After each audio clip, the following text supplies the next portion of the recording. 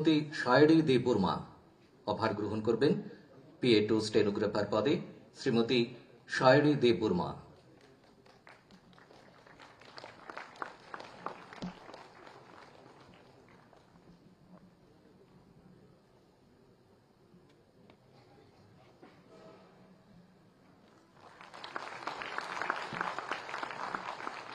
এবারে অফার গ্রহণ করবেন শ্রী মনীষ দাস।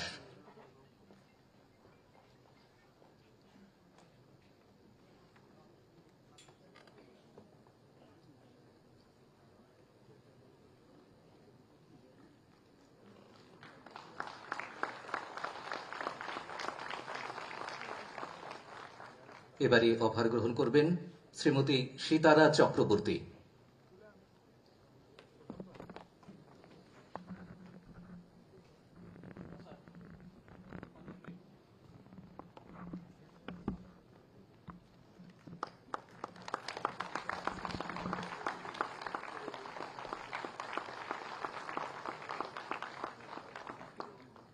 এবারে পঞ্চায়েত দপ্তরের পঞ্চায়েত এক্সিকিউটিভ অফিসার পদে যারা নিযুক্তি পাবেন তাদের হাতে অফার তুলে দেওয়া হবে।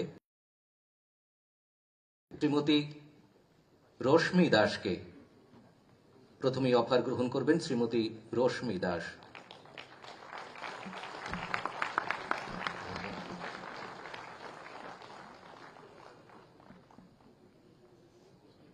প্রথমেই আমি মনীষা সাহাকে মঞ্চে এসে অফার গ্রহণ করবার জন্য আহ্বান রাখছি। মনীষা সাহার জন্য সবাই একটু দাঁড়িয়ে আপনারা করতালি দেবেন। অদম্য ইচ্ছা শক্তিকে সহায়তা করে কিভাবে এগিয়ে চলতে হয় তার জ্বলন্ত উদাহরণ মনীষা সাহা। দিব্যাঙ্গজন হয়েও লড়াই করেছেন জীবনের সঙ্গে। মেধাকে সঙ্গে করে BSc অনার্স করেছেন ম্যাথ বিভাগে। আজ ত্রিপুরা পাবলিক সার্ভিস কমিশনের মাধ্যমে মেধার ভিত্তিতে তিনি অর্জন করেছেন পঞ্চায়েত দপ্তরের পঞ্চায়েত এক্সিকিউটিভ অফিসারের পদ। মাননীয় মুখ্যমন্ত্রী মহোদয়ের হাত থেকে অফার গ্রহণ করলেন। সবাই আরো একবার তার জন্য জোরে করতালি আশা করব।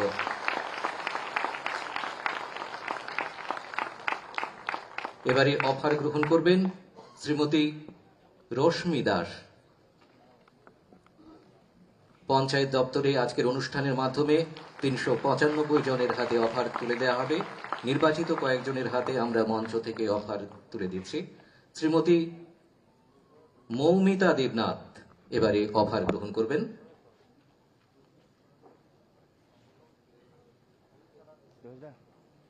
পঞ্চায়েত এক্সিকিউটিভ অফিসার পদে এবারে অফার গ্রহণ করবেন শ্রীমতী মৌমিতা দেবনাথ।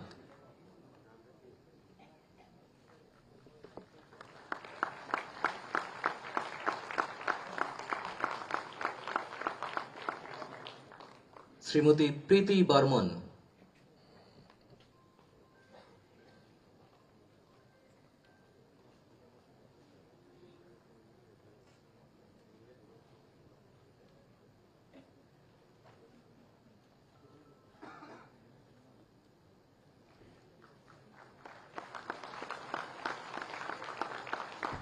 পঞ্চায়েত দপ্তরে পঞ্চায়েত এক্সিকিউটিভ অফিসার পদে অফার গ্রহণ করছেন শ্রীমতী প্রীতি বর্মন। এবারে অফার গ্রহণ করবেন শ্রীমতী শুক্লা দেববর্মা।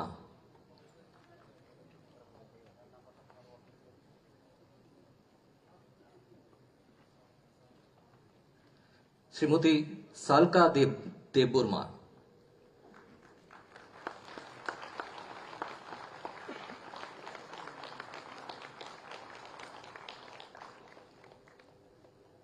এবারে অফার গ্রহণ করবেন শ্রীমতী পায়েল দত্ত।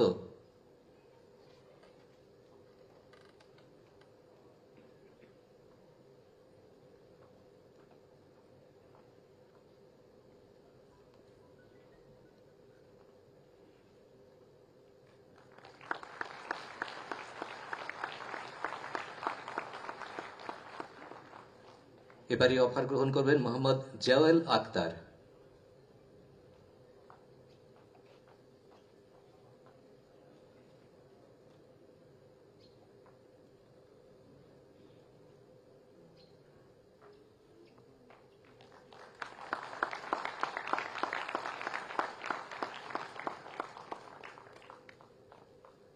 এবারে অফার গ্রহণ করবেন শ্রী দীপজ্যোতি ভট্টাচার্য, পঞ্চায়েত এক্সিকিউটিভ অফিসার পদে এবারে অফার গ্রহণ করবেন শ্রী দীপজ্যোতি ভট্টাচার্য।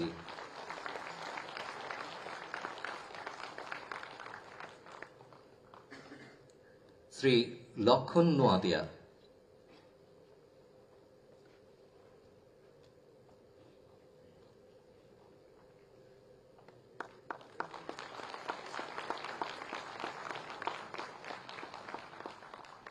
শ্রী অনুপ মারাগ,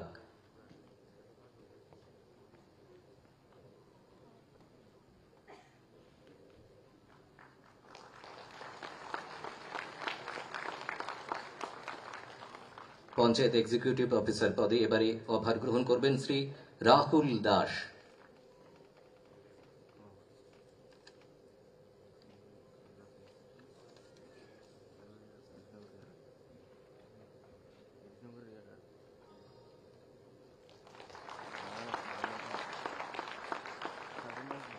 এবারে সমাজ কল্যাণ ও সমাজ শিক্ষা দপ্তরে আইসিডিএস সুপারভাইজার পদে অফার তুলে দেওয়া হবে।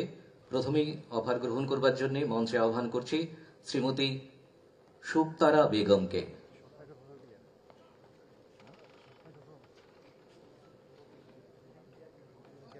এই পদে আজকের অনুষ্ঠানের মাধ্যমে মোট 34 জনের হাতে অফার তুলে দেওয়া হবে। আজকের এই মঞ্চ থেকে মোট 8 জনের হাতে অফার তুলে দেওয়া হবে। শ্রীমতী শুভতারা বেগম, এরপর একে একে মঞ্চের সামনে চলে আসবার জন্য অনুরোধ রাখছি শ্রী শুভ্রজিৎ পাল, শ্রী দেবার্ঘ ভট্টাচার্য, শ্রীমতী রেশমা রিয়াং, শ্রী জয়শ্রী সাহা, শ্রী প্রশান্ত দেবনাথ, শ্রী শুভ্রজিৎ বর্মন এবং শ্রীমতী সুস্মি চাকমাকে।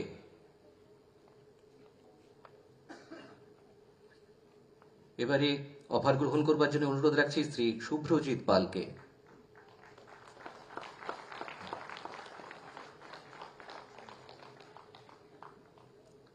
শ্রী দেবার্ঘ ভট্টাচার্য,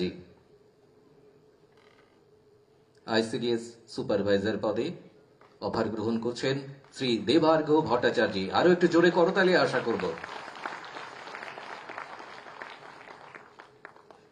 শ্রীমতী রেশমা রিয়াং,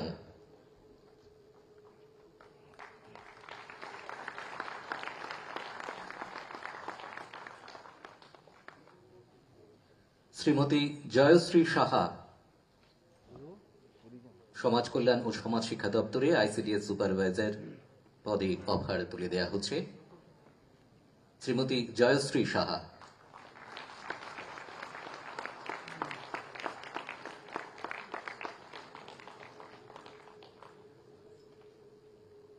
শ্রী প্রশান্ত দেবনাথ,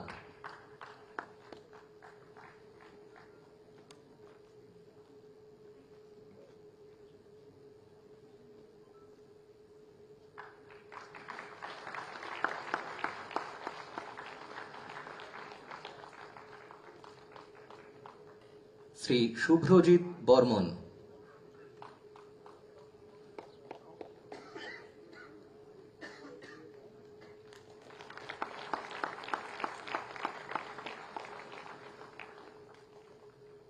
এবং শ্রীমতী সুস্মি চাকমা। সমাজ কল্যাণ ও সমাজ শিক্ষা দপ্তরে আইসিডিএস সুপারভাইজার পদে অফার গ্রহণ করছেন শ্রীমতী সুস্মি চাকমা।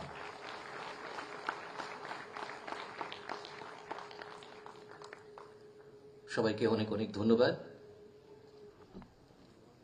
এবারে আমাদের আজকের অনুষ্ঠানের প্রধান অতিথি রাজ্যের মাননীয় মুখ্যমন্ত্রী প্রফেসর ডাক্তার মানিক সাহা মহোদয়কে অনুরোধ করব আমাদের উদ্দেশ্যে কিছু বলবার জন্য।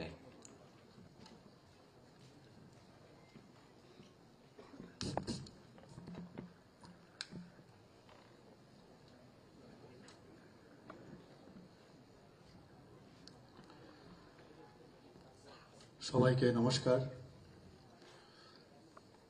আজকে এখানে distribution of offer of appointment to the selected candidates of CDPO, ICDS supervisor, PA2 and panchayat executive.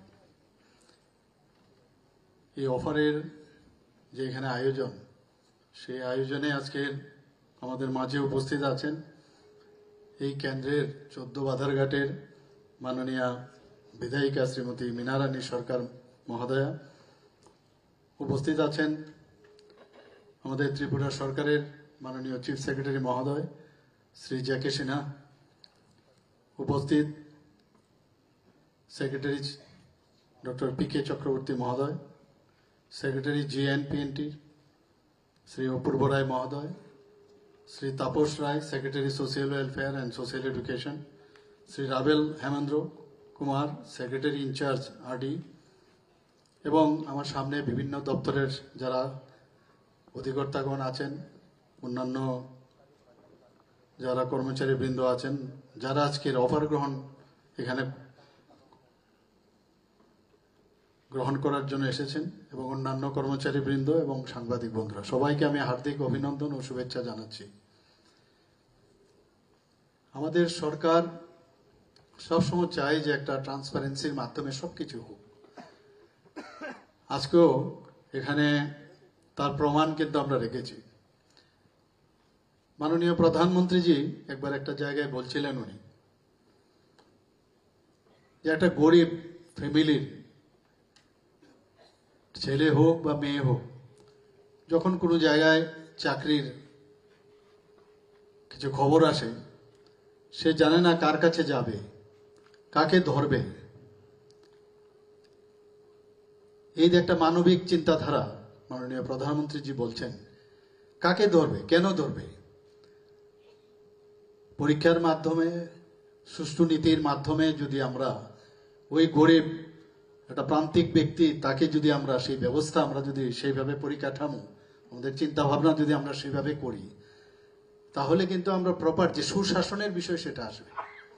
আজকে এখানে আমাদের রেসপেক্টেড চিফ সেক্রেটারি মহোদয় বলেছেন যে ট্রান্সপারেন্সির মাধ্যমে আপনারা কিন্তু সবাই এখানে আজকে নির্বাচিত হয়েছেন। আগে আমরা দেখতাম যে পলিটিক্যাল পার্টির প্রসেশনে হাঁটতে হবে, যেতে হবে, পলিটিক্যাল দাদাদের সাথে যোগাযোগ রাখতে হবে, পার্টির এফিলিয়েশন লাগবে, এইসব হলেই তবেই চাকরি পাওয়া যায়। এখানে একজনও বলতে পারবেন না যে এইভাবে আপনাদের চাকরি হয়েছে। Now you have proved that you are the cream of the society through your exam outcome. এটাই অ্যাকচুয়ালি হওয়া উচিত সব জায়গায়। আজকে এখানে আমার খুব ভালো লাগলো যখন অফার দিচ্ছিলাম, মানে বোঝা যায় তাদের যে কি বলবো, তাদের যে এখানে আসছিল এবং বলার যে স্টাইল, সবকিছুই বডি ল্যাঙ্গুয়েজ বলছে সত্যি তারা তাদের যে কাজের জন্য ওরা নির্বাচিত হয়েছে, হয়তো বা ভবিষ্যতে আরো অনেক কিছু হতে পারে, শুধু এখানেই শেষ নয়, হবে। এবং এটা আমাদের জন্য একটা গর্বের বিষয় যে ত্রিপুরার ছেলেমেয়েরা, মানে আমরা স্মার্ট সিটির কথা বলি, স্মার্ট ক্লাসের কথা বলি, কিন্তু all aspect they are very smart now. স্মার্টের অর্থই না যে মানে এক্সট্রা কিছু একটা দেখালাম সেরকম না, সব বিষয়ে স্মার্ট, তার সাবজেক্টের উপরে স্মার্ট। চিফ সেক্রেটারি মহোদয় বলছিলেন, যারা আপনারা হয়তো বা অফিসে গেছেন, যারা টেবিলে বসেছিল তাদের ওই প্রান্তে আপনারা দাঁড়িয়েছিলেন, কতবার যেতে হয়েছে। আমরাও যেতাম আগে, আমরাও গেছি অফিসে, কিন্তু আজকে আপনারা যেখানে চেয়ারে অন্যরা বসেছিল সেখানে আজকে আপনারা বসবেন। যে জায়গায় এখানে বিভিন্ন দপ্তরে আপনাদের অ্যাপয়েন্টমেন্ট হয়েছে, তখন আপনারা বুঝবেন যে আমি আগে যেভাবে ভাবতাম সেটা এরকম না। এখন you are the family members of Tripura government.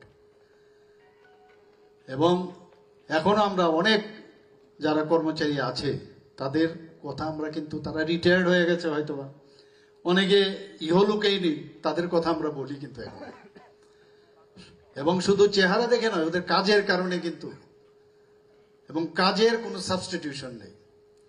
এখনো কোনো অফিসে যখন কোনো কথা উঠে যে ওই জায়গায় কাকে দেওয়া যায়, ওই জায়গায় কাকে দেওয়া যায়, তখন কিন্তু টেবিলের মধ্যে যে একটা মতামত আসে বলে আরে ও তো খুব কাজের, খুব ভালো কাজ জানে। এটা আপনাদের সবার কিন্তু সেটা প্রুফ করতে হবে। আমি জানি এখন আপনারা পারবেন সেটা, আপনারা অনেক বেশি জানেন, অনেক পড়াশোনা করে তবেই এটা কিন্তু আপনারা ক্লিয়ার করেছেন। তো মাননীয় প্রধানমন্ত্রীজি যেটা বলছেন যে স্বচ্ছ নীতি, স্বচ্ছ ব্যবস্থা, সেই দিকে আমরাও কিন্তু ত্রিপুরা সরকার সেইভাবে আমরা কাজ করছি। এবং এই অফারে আজকে যারা যারা পেয়েছেন তারা নিশ্চয়ই মানে আমি বলবো যে খুশি, সবই খুশি, এবং ফ্যামিলির লোক যারা আছে সবাই খুশি। একজন মেয়েকে দেখলাম, তার ছোট মেয়েকেও এখানে এসছে। তো এটা কত বড় একটা আনন্দের বিষয়, সমস্ত ফ্যামিলির মধ্যে একটা আনন্দের একটা বন্যা বয়ে যাবে, আমি বলবো আনন্দের খুশির বিষয় একটা।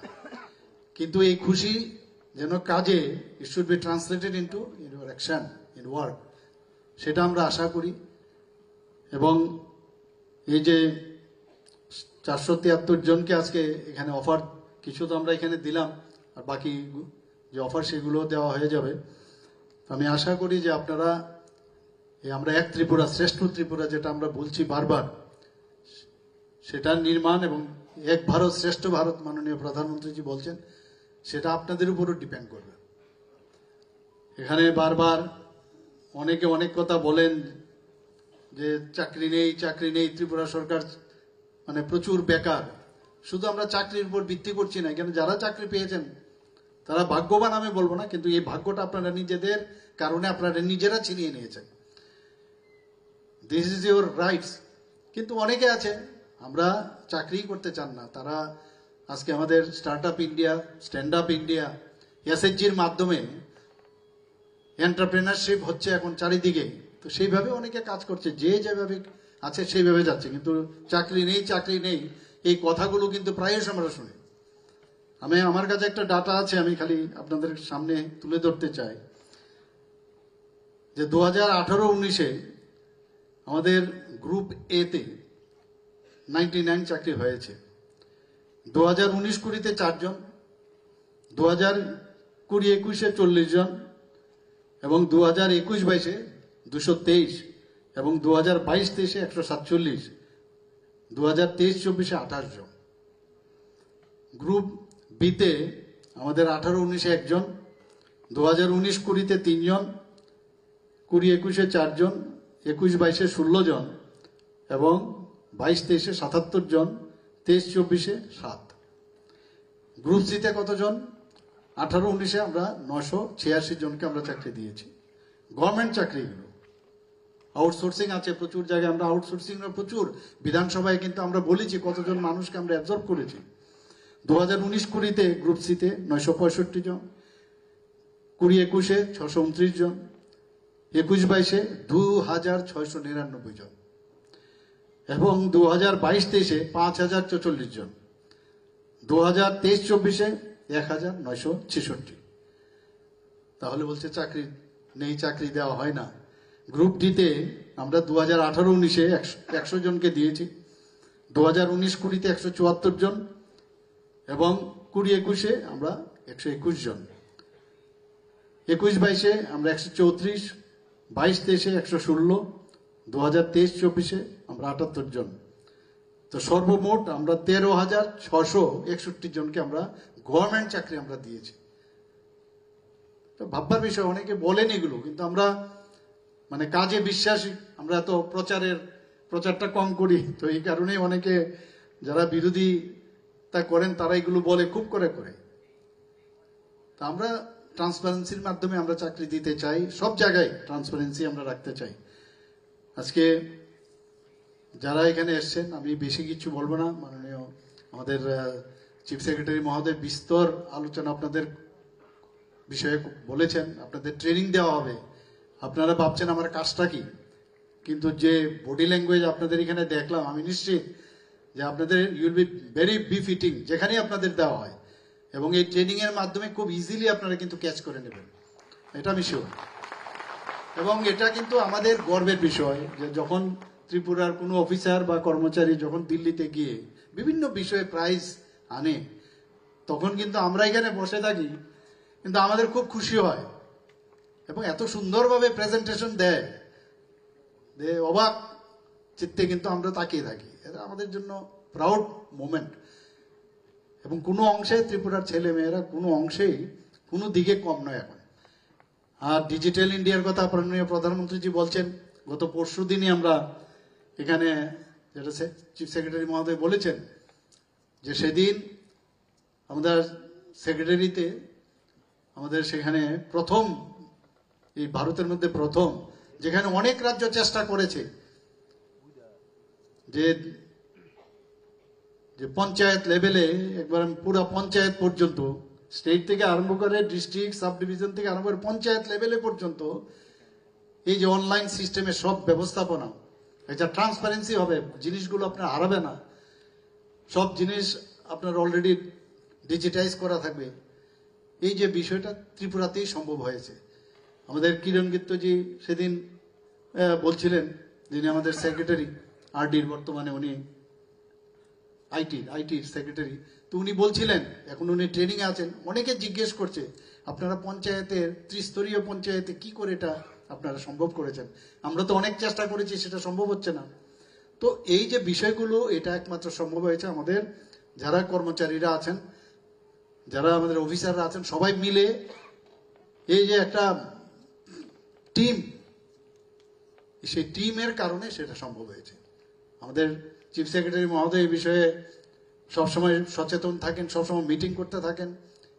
ডিএম যারা আছেন, সেক্রেটারি থেকে আরম্ভ করে ডিএম, এসডিএম, বিডিও যারা আছেন, সবাই কিন্তু একটা এক সূত্রে বাঁধা। এখন একটা টিপ দিলে আমরা এখন পঞ্চায়েতের সেক্রেটারির সাথে আমরা কথা বলতে পারবো।